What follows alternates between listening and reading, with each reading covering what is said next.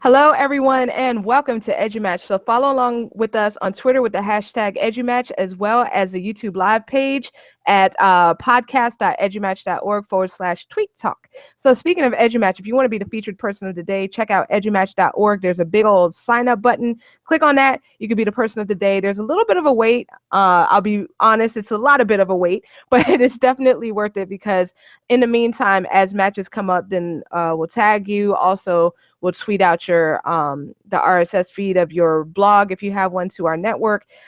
So good times, good times. So definitely excited about that. So tonight we are going to be talking about student engagement, and we have a phenomenal panel for you. So we're going to start off with panel introductions. So I'm going to kick it over first to Katie.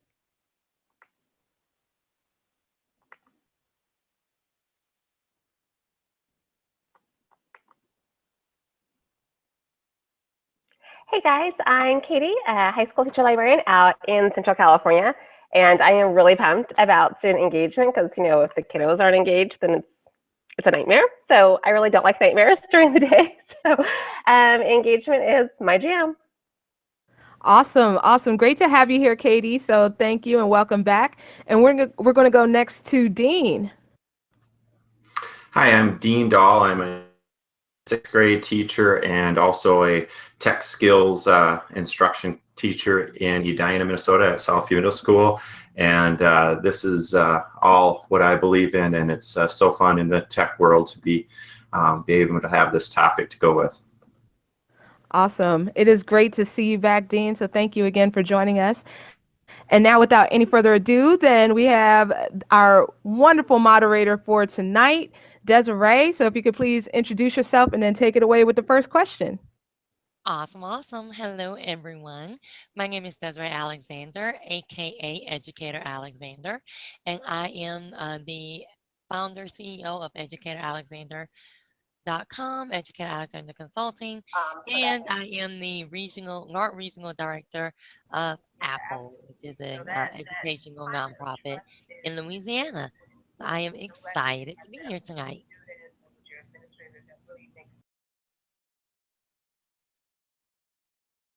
All right, awesome, awesome. Well, it is great to have you here. So thank you so much, Desiree.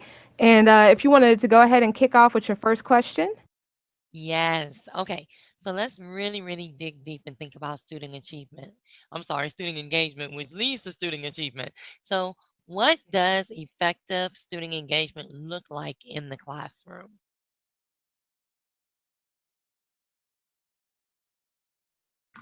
I can start. I think it's been kind of my theme for the last couple of years, and I use the word or the phrase "share the learning," and being able to do that when you collaborate and seeing how much engagement there is as students through technology or face to face. You can observe and you can see when they're working together, they're explaining it. You can ask them some leading questions, and it gets rolling. And the more they own it rather than me them, the engagement seems to rise.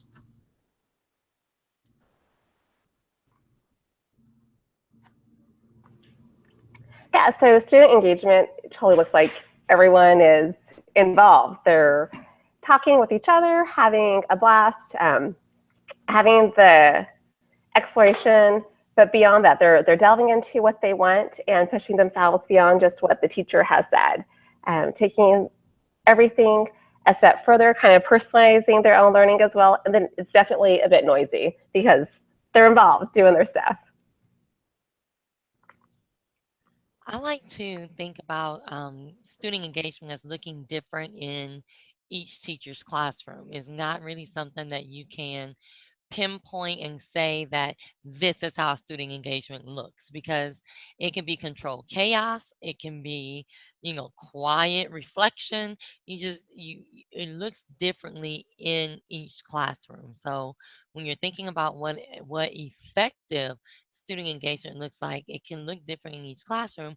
However, the purpose and the meaning behind it looks the same, and that's that students are actually engaged in the lesson and actually learning more than just listening.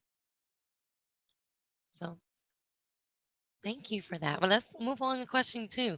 How can we assess student engagement? How do we actually know that students are engaged? Because sometimes you go into classrooms and teachers may think, well, yeah, my students are here, they're engaged, but how do we actually assess student engagement? Assessing student engagement can be kind of tricky, and I'm slightly an anti-rubric person, so it's mostly about, were they better than they were yesterday? Did they step up their game a bit more? Having that reflection piece and letting them really see, did they improve? Did they do more? Did they reach their personal goals? I want that reflective element to be their driving force, because if it's just them trying to be compliant and complacent, we're not doing anything good for engagement. Katie, I couldn't agree with you more. It's slippery but cool when it comes together. I think the obvious is the academic, the scores, what they produce, definitely reveals it. But also something I started to do, and I got from a teacher, how they I do like Google Form exit cards, and just to see what, obviously what they have to do or what they did that day, but also how they shared it. How did they share their learning? How did they communicate with it, and what suggestions? And it's just when I have taken those and really looked at them, as well as day or the next time we're together, and when someone can actually see, hey, I wrote this in private because it was my Google form, but the teacher read it and tried to move forward with it, the engagement just grows even more with that. Thank you, guys. And I agree with both of you. I want to add too, I think that I see student engagement a lot when I'm either visiting classrooms or when I was actually in the classroom. And I like to assess it as the students don't want to stop. That's when I know that they're actually engaged. When they don't know that the bell's about to ring, that they're like, "Oh no, wait, I wanted to finish." Like that's when you know that a student is actually engaged in the lesson, that they actually want to learn and they want to finish. So excuse me. Let's move on to question 3. How can we actually strengthen student engagement in the classroom? I think it has to be definitely day one, beginning of the year. It's part of your environment and part of your culture of what you're bringing, because and just taking the mindset of moving forward, instead of, we're all going to move at the same pace, at the same rate, at the same time, that it's meeting them where they're at and moving forward and moving with them. I mean, don't get me wrong, I mean, we still have to give them the directions and the expectations, but they have to feel, the class has to feel that it's safe, that it's an environment that they can definitely share and not always get their way, but at the same token be heard. It has to be from day one, and then foster it from there.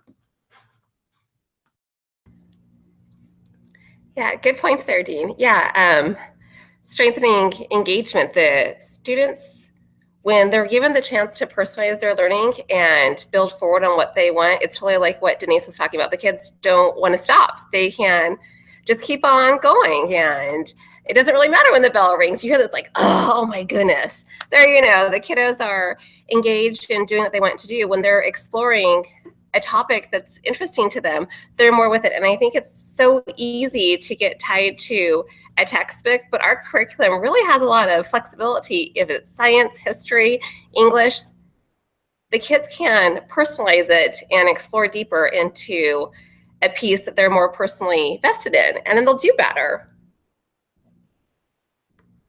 And I agree with both of you. It's really that culturally responsive pedagogy, that making sure that they feel safe, that they feel valued in the classroom, but also connecting the content to their life. I think we have not done a good job when we hear how will I use this, in the real world? That means we have not connected the content to the students' lives and to the students' culture. And I think once we do that, once we take the content and connect it and show them that this is the reason why you're learning this is how it's going to be effective for you in the future, I think it brings up student engagement. And I think a big thing about student engagement too is just like with teachers, um, if you want to know how to engage students, ask them. I think we lose that when we don't give our students a voice and we don't ask them how do we engage them more. So I think that's really an important part of it as well.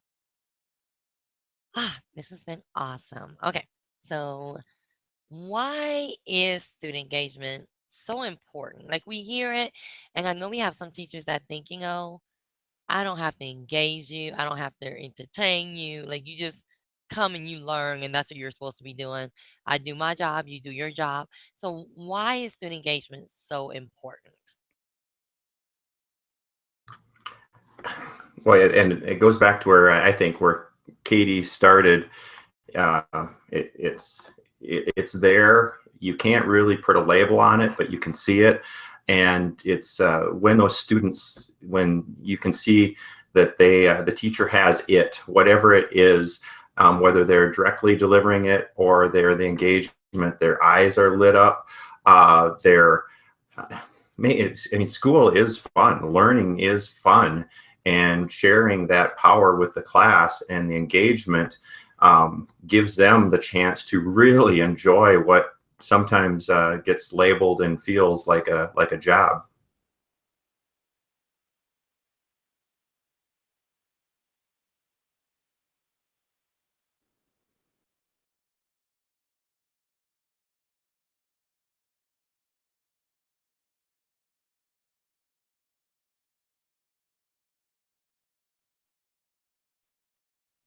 Okay, well, I'll hop It's real in. important to make sure we engage the students because I don't know, I just can't imagine a classroom without students happy to be there and wanting to do what we want them to do.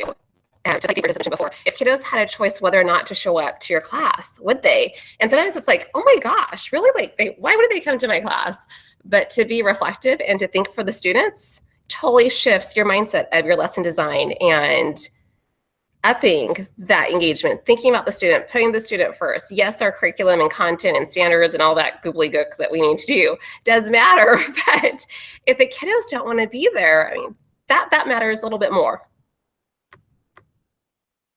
And I agree with you, Katie. Like you just said that the curriculum and all these things matter, but if we boil it down, the curriculum and all these things actually have to do with students.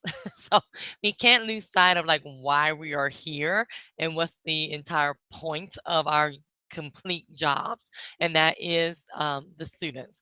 So that's why student engagement, I feel, is so important, because if we are not engaging them, then why are we there? What is the point of what we do? So it is all about engaging them and actually getting them to learn. So I am going to move on.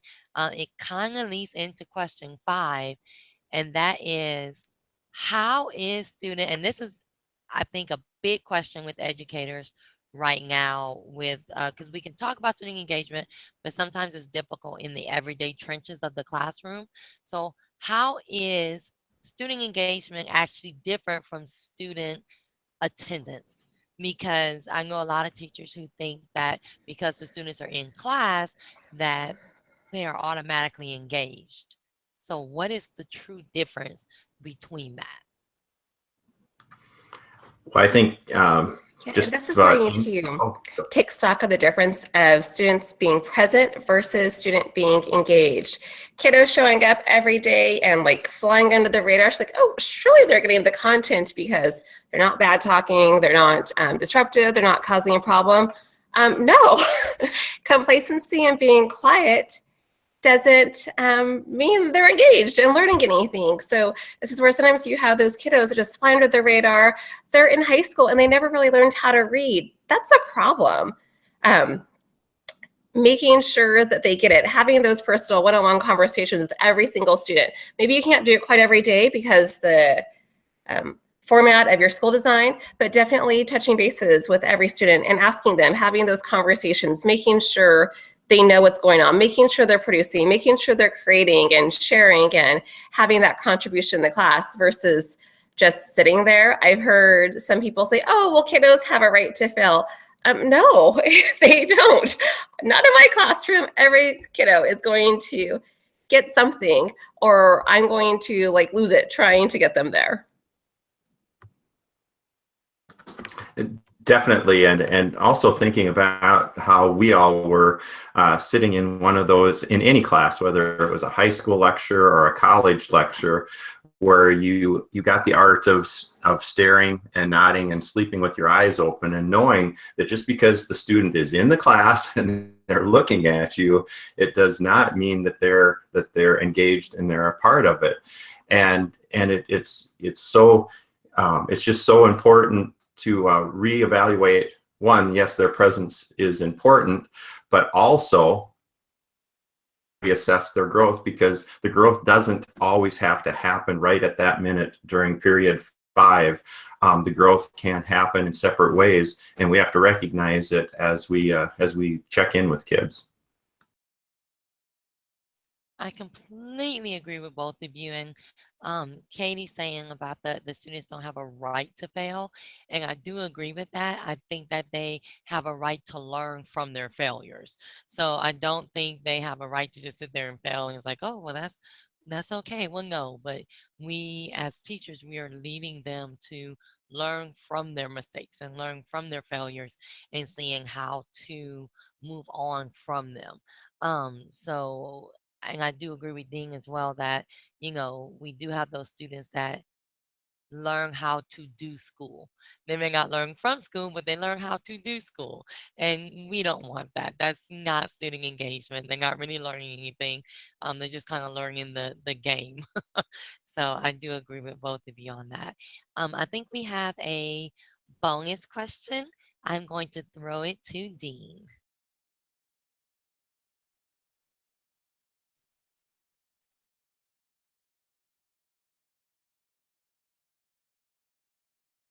Dean, you're still I just want, yep, there we go. I just got there.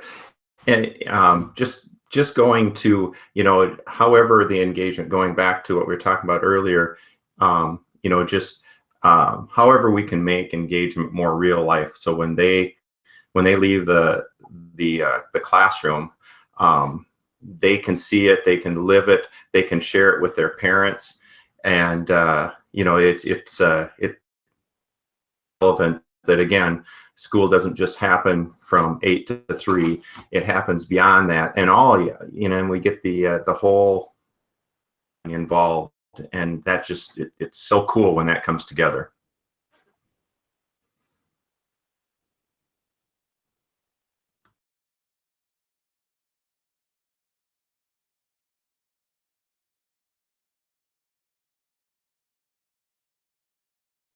I completely agree with that, Dean. Thank you for that. Um, Sarah, are we going to talk about the extended learning opportunity here, or do you do that at a different time? Yeah, absolutely. All right. So just wanted to thank you so much, Desiree, for the awesome questions. Thank you so much to Katie and to Dean for being amazing panelists. So definitely wanted to go ahead and drop a major announcement that we have been working on the badges. So Katie is on panel with us tonight, and she has been like definitely a mastermind behind that. Shout out to her. Shout out to Ben Room from Badge List. Shout out to Kim Roberson.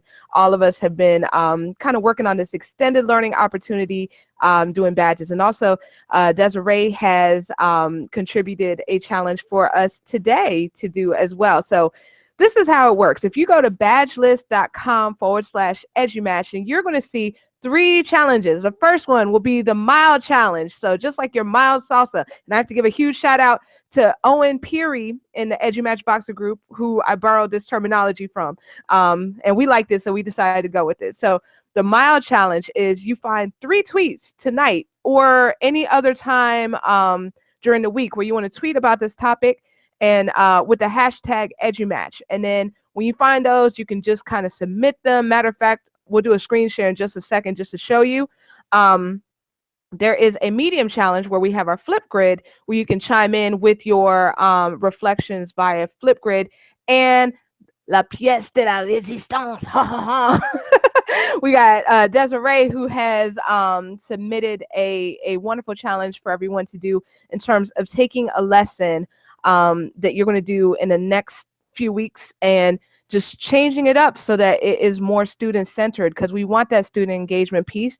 So so definitely just reflecting on that, showing evidence of implementation, and that's how you get our spicy badge. So yes, it's going to be good stuff. So I'm going to actually do a screen share. So if y'all stay in there with us like so. All right, so screen share, might get a little vortex effect going. Okay, there we go. So over here, let me just make my screen big. So if you go to badgelist.com/edumatch, just like that, then you can sign up. And when you sign up, then it'll just create a little profile for you.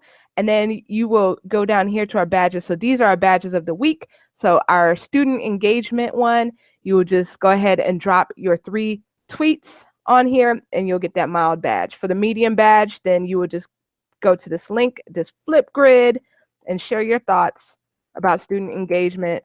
Very, very easy. Just pop in and just say a few words about student engagement and what it means to you. And you're not limited to a few words. You have up to 5 minutes. So share as much as you want. And last but not least, then you want to, if you want the spicy badge, then you're going to implement an idea. So you can see here that this is the one that Desiree submitted. So find your lesson and then just take a look at this link and see how your students respond to a lesson, and you can post your reflection right down there. So and the beauty about badge lists is that when people submit their evidence, then you'll be able to see it. Like other people can see it, people can learn from you. So this is a wonderful thing because it's definitely peer learning and everyone can just kind of learn from everybody else. So that's about it. So definitely excited to roll that out. So huge shout out to everyone who is involved. So wanted to thank our wonderful moderator, Desiree, our wonderful panelists, Katie and Dean, as well as our tweeters, our watchers on YouTube Live, our lurkers, people who are going to be watching in the future. So it'll be available as a podcast everywhere you go to find your podcast, iTunes, Stitcher, Google Play, wherever, Podbean. So just check us out. Tomorrow we are having a special episode at 5:30 Eastern. So that is 2:30 Mountain Time. Or no, 2:30 Pacific. I need to do the math in my mind. 2:30 Pacific, and you can fill in the blanks. And to our international friends, and just check it out, the time zone converter thing. But we will be talking to Mary Alice Curran as well as Michelle from DigSit Utah, and we're going to be talking about their awesome summit coming up in early November. So if you want to be part of the next EduMatch Tweet and Talk, which will be coming up next Sunday at the regular time, then you can sign up at getconnected.edumatch.org/sign up. We're going to be talking with AJ Giuliani. And following that, we're going to have our 3rd birthday party at 7 p.m. So you can sign up for that as well. Yes, we're going to turn 3. I don't know if that makes us a toddler or what, but yeah, it's going to be a good time. So subscribe if you like this and leave a review. So that's about it. So everybody have a fantastic week and see you all next time. Bye.